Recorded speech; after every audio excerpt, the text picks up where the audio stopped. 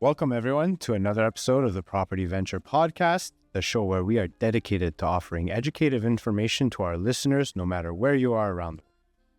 My name is Giancarlo Carangelo, and today we're diving into one of the most critical topics when it comes to real estate transactions, whether you're buying, selling, or even managing property. We're going to be talking about building inspections. I'm joined today with my co-host, Anthony Lodja. Anthony, how's it going? Doing well. So joining us today, we have Kevin Mercurio from Mercurio Inspections. Kevin's quite critical to our jobs, I would say, Giancarlo, and we've been working with him for the last 5 years. And Kevin has seen it all, from major red flags to seamless inspections. And today, he'll share his insights to help you navigate this essential process. Welcome, Kevin. Thanks, guys. Thanks for having me here. Yeah, glad to have you, man. Glad to have you. So, to kick things off, let us know exactly, how this all started for you. What made you get into building inspections? Career reorientation, to put it simply. Okay. I started working with another seasoned inspector as a summer internship, I'd say. I liked everything about the trade, and then I launched my own business, and I would say 5-6 years later, here I am. Awesome. So, Kevin, you could say we were with you from the beginning. Yeah, because it's been about 2019. You told us the other day that we've been working with you. So, and now we're in 2025. So it's been 6 years. Were you in another field completely before building inspections, or was construction things always something that interested you? No, construction always interests me. I was an owner of a revenue property previously, so I knew what is involved in maintaining a property, so that background experience helped me. Yeah, of course. Nice. So I think maybe we could just dive right into it. Yeah. What are the main role of a building inspector during the purchase of a transaction? Our main roles as building inspectors is to inform our clients of the condition of a building. So we find all the problems with the building and we relay them to our clients so they can make an informed decision, assuming we're doing an inspection, a pre-purchase inspection. So an inspection that we're doing before purchasing the property. There are also inspections that sellers will hire us for. So pre-sale inspections, same principle. We're inspecting the property. We're trying to find issues so that we can relay them to the sellers so that they can know what needs to be addressed. So it's really just for them to know in what condition the property is so they can make a decision about whether they want to purchase or not. And I see how having a interest in construction before going into inspections could, be beneficial to your profession. Yeah, of course. I mean, if you know how everything is built, you know how everything is made, it's going to help you. Like one of my school teachers where I did my training used to tell me, we can't spend 1,000 hours, teaching you all the things that are done improperly. But if we show you how things are done well, by that token, you see something and you know how it's supposed to be done, well, you're going to know that that's done improperly. So that construction background, that, past experience in maintaining properties, that is definitely helpful. Awesome. So tell us, what are the main points that an inspector verifies during the inspection process? So this really depends on the type of property that you're inspecting. So the easier first option would be if you're inspecting co-ownership. So let's say a divided co-ownership, what we refer to colloquially as a condo. You'd likely be inspecting the private portions only. So just the interior of the unit and everything contained within that unit. But if you're inspecting any other type of property, a single family house all the way up to a multiplex, you're inspecting the entire building, so inside and outside. So outside, we're doing everything from the roof to the exterior siding to the foundation. And then on the inside, we're doing the same that we would have done with divided co-ownership, all the interior components. And we're doing the mechanics as well. So anything that's plumbing, ventilation, heating, cooling, it's really a comprehensive inspection when we're doing an inspection of a single family house or a multi. It's much more comprehensive than the inspection of just a condo unit. That's kind of a great overview. Now, we're just, we had Riyadh on the podcast recently, and we know that inspections can sometimes reveal some unexpected structural issues. Yeah, sometimes. Yeah, sometimes. Sometimes. So what are some of the most common structural problems you come across, and how do they affect really that property's value or safety? Most common, I would say foundation cracks for sure. Yeah. I'm sure you guys are well aware of how many times that happens, right?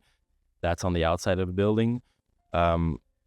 Structural issues, if we go to the inside of the building, anything that has to do with floor structures or wall structures in buildings, those are a lot of issues that we see a lot of times. More common in buildings that, you can actually see the floor structure. A lot of properties, it's concealed because the walls and the ceilings are covered. But when I have access to those components, it's definitely part of the inspection and what we look for. We're looking to make sure that there's no structure or components in the structure that are damaged or cracked or have been improperly installed. So I would say, from the outside, structural issues, most common would be foundation cracks. And on the inside, you're looking mostly at like floor structure and wall structure issues. And it's funny, whenever you're with a first-time home buyer especially, and they see foundation cracks, they're always panicked. Yeah. Scared. They're scared. Yeah.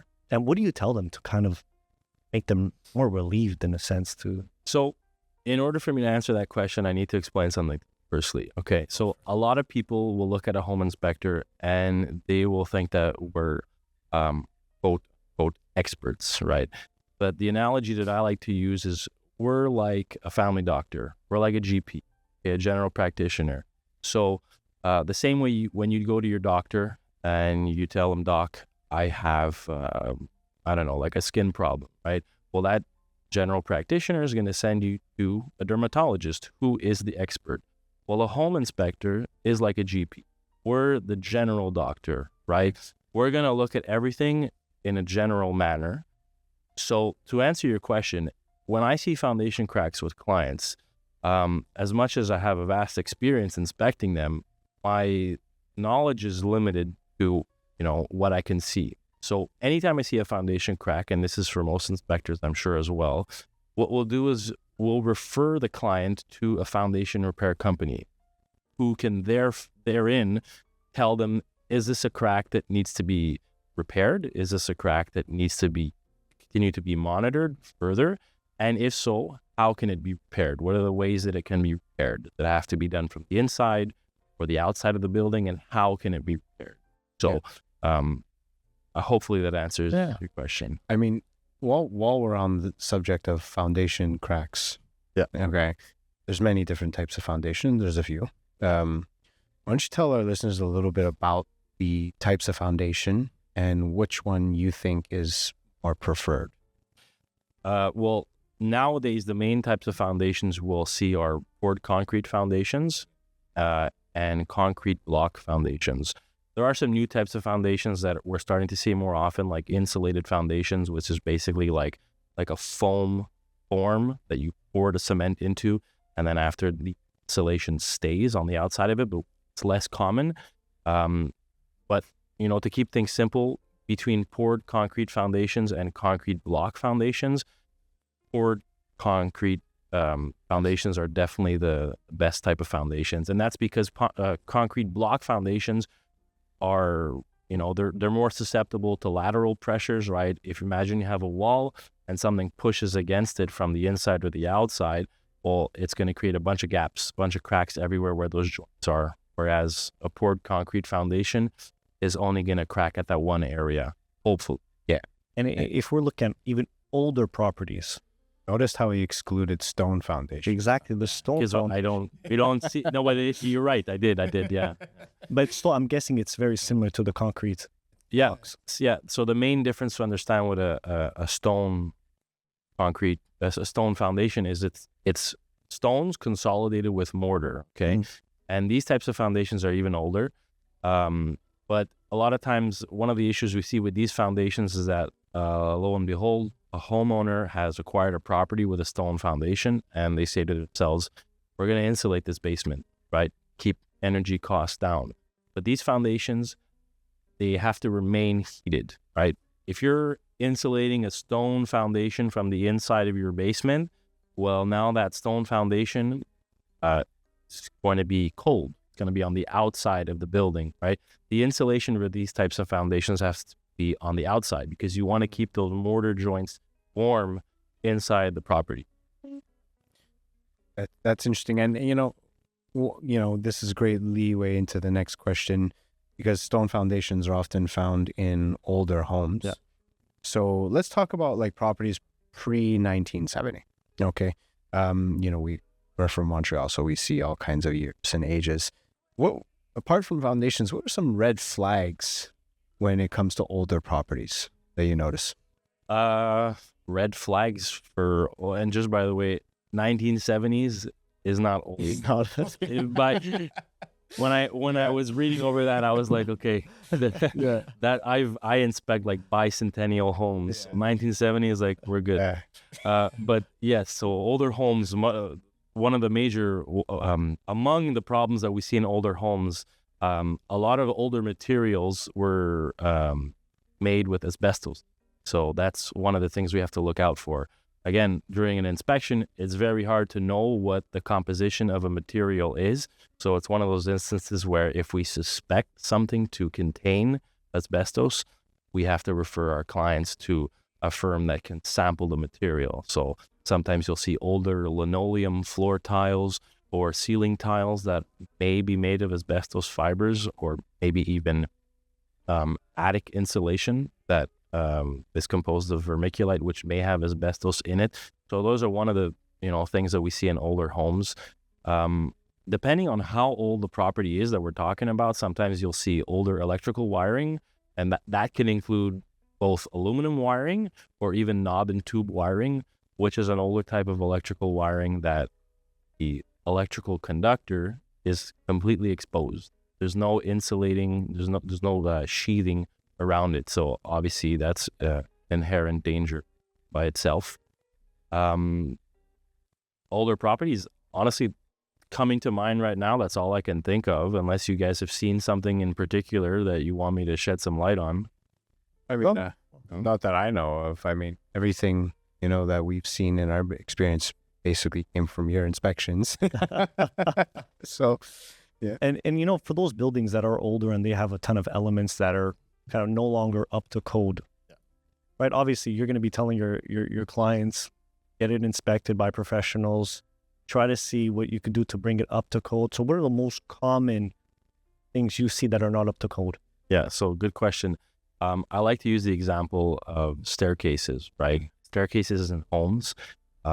You'd be hard pressed unless you walk into a brand new building to find a staircase that is code conformed to the current building code.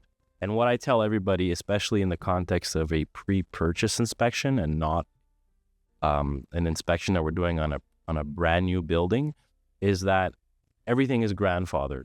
So unless you make changes to a component, you're not technically required to adhere to new building code that's currently in effect, right? So everything is grandfathered. The recommendations I'm going to make my clients are based on safety. So for example, I'll give you a very common example with staircases. Sometimes the spindles or the balusters between the ramps on a staircase are spaced too far apart. And it could be a danger for young pets and children. They'll have a tendency of trying to stick their heads and limbs through them or sometimes even climb them, right? These are things that are very common in older properties because the building code had no provisions for that in the past. But we still make the recommendations in our inspections because we have to, advise the client that there's a potential danger here. But you don't have to adhere, you don't have to change anything. It's entirely at your discretion. Anything that I'm recommending during a pre-purchase inspection is at the buyer's discretion. They do with it what they... But when they do change a staircase and a balcony, it gets changed to code.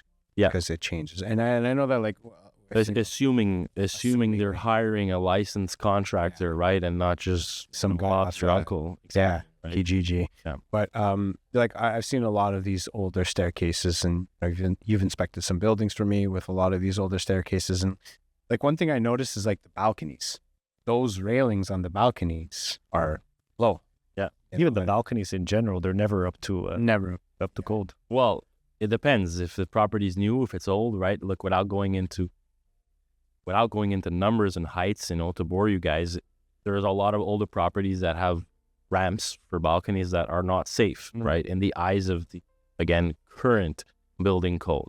But if I do an inspection and I see something that's exaggeratedly low, I will make a recommendation to have it replaced. But sometimes it's complicated. Sometimes for example, depending on where you're working, sometimes the older properties, let's say if you work in the Plateau, Montreal, there are patriarchal laws that you have to adhere to, or municipal regulations, maybe ramps have to be maintained to keep that look, that old style look, right? The same way some municipalities say you can't put anything but a black steel chain link fence, right? So it's not always black and white. No, there's gray areas sometimes. Yeah. Interesting. So you obviously seen a lot of serious things when doing building inspections and, serious results, and I would think that water damage would be one of the worst things to happen to a property. Yeah, water is number one enemy to homes.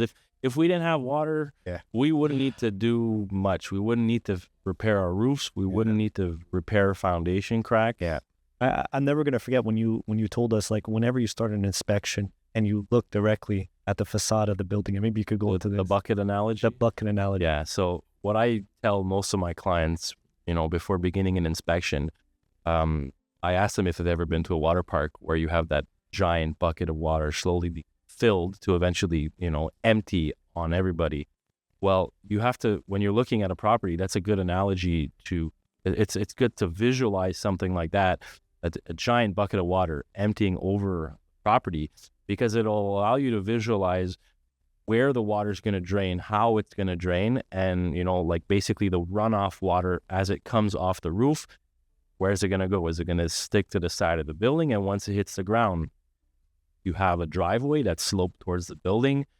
Is the grading around the property made in such a way that everything's going to go away from the building? So it's a good starting point when you're walking, when you're outside of a building, and even when you're visiting homes, it's something to take into account. Absolutely. While we're on the subject with water, if we think back to August 9th, 2024, and why I know that date so well is because I probably had half a dozen of properties in my portfolio that were affected by the 230 millimeters of rain that we received in 4 hours. And sounds about right, and there was a lot of water damage done to a lot of these properties across the island. Yeah. And, half of them didn't even stand a chance. I don't even think, your building could have been brand new or old. I think in that case, with those events, it really depended on what part of the city. No, that's it. Some houses, like I said, had downward sloping driveways that if the garage door was completely inundated with water. So it depends. In a situation like that, there's not much you can do. You can have all the provisions in your home, but if the municipal sewer system can't keep up, not much you can do. And that was a mess. Contractors cashed in, disposal bins, containers were inflated for 3 to 5 weeks prior. So, what are some of the main signs of water damage when you're inspecting a property? Main signs? Well, depending on the material that you're looking at, you'll see it, right? If you're inspecting a property basement, for example, you'll see the drywall completely, water saturated. So depending on what you're looking at, sometimes it's more evident than other times. And, now that we're talking about kind of the foundational parts of a building inspection, we always have to bring it back to the roof. Because especially when we're with buyers, it's always the first question. Hey, what year was the roof redone? Right?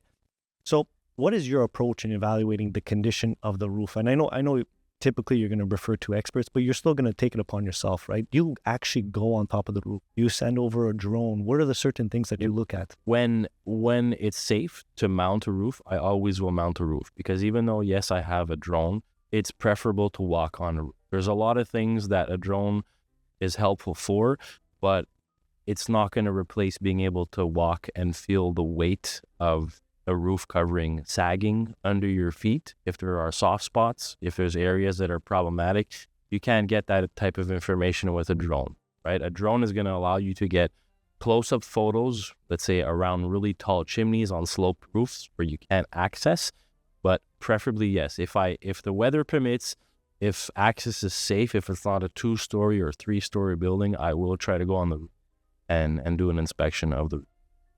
So can you just like mention for our listeners, is there different types of roofs, and what are they?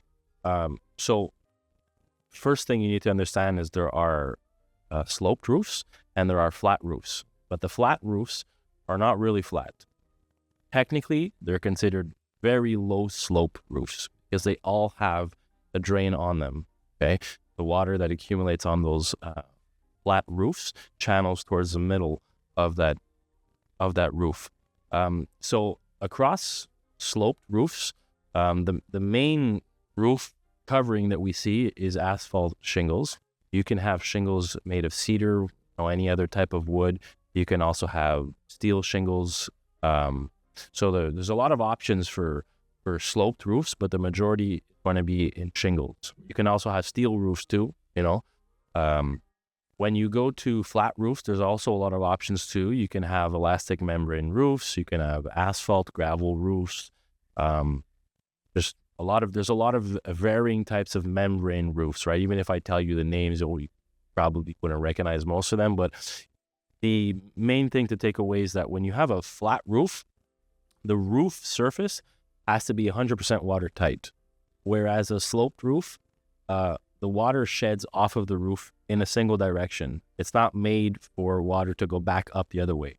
That's why sometimes when you see sloped roofs with ice dams, that's what creates problem, because the ice dams start melting and the water tries to go back up into the slope.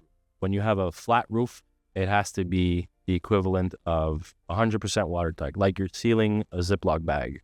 So just by your description, it's more essential to have a flat roof that's kind of in a higher, better quality. So what type of flat roof would you recommend, or what type of flat roofs have you seen that has, I don't know, maybe less issues? Well, I mean, generally speaking, it's kind of like Kleenex, right? When you buy a brand of Kleenex and they say there's 1-ply, 2-ply, 3-ply, well, that's the thicknesses of the roof. So you can buy any type of roof covering. You can buy an elastic membrane roof. You can buy a TPO roof or an EPDM roof. These are just different types of names of different types of membranes. But if you get these roof systems with more plies, with different thicknesses, well, it's just an added layer of protection, right? So it's just thicker and it does a better job at sealing the entire roof. So, but obviously it comes at a premium. Yeah. Well, but I mean, like flat roofs do cost more than shingled roofs, I guess, to replace. But it depends on I don't have the values, but it depends on the size of the roof, right? You can, I mean, if I want to get finicky, you can have a very small flat roof and a massive house with a shingled roof. So yeah, it's not, no. Yeah, lifespan though, I would think that. Lifespan, maybe 20, 25 years, most shingles. Roughly the same thing for most other flat roofs, unless you're going with like a high end or a roof covering that's made of multiple layers, multiple plies. But again, so basically, the more you want to spend, the longer your roof covering is going to last. Yeah. There are even on sloped roofs, right? You can get, I think, steel roofs, or steel roofs can last up to between 50 and 100 years sometimes, but they're gonna set you back really expensive. Even recently, I inspected a property that had concrete tiles, so it's really just a thin tile. Okay, we see most of those down south, but we saw that here, and those are probably going to last at least 50. Well, but again, and they don't chip easily. Surprisingly, no, but it's not a roof that you can walk on. So again, it's a limitation when we're doing an inspection like that. In an instance like that, I would take out my drone. I would use my binoculars. I can't mount the roof. Yeah. So, well, Kevin, that's all the time we have for this week's episode. But for our listeners, guys, make sure to tune in, because Kevin's going to be back on next week to continue adding insights on building inspections and more educative information. But while we're at it, guys, we want to just say that wherever you're listening or watching, don't forget to subscribe, like, follow, comment. We've had a lot of people tell us they've been seeing us, but they haven't been following us. So guys, hit that follow button while you're watching our reels, while you're watching our videos, or listening to our podcast.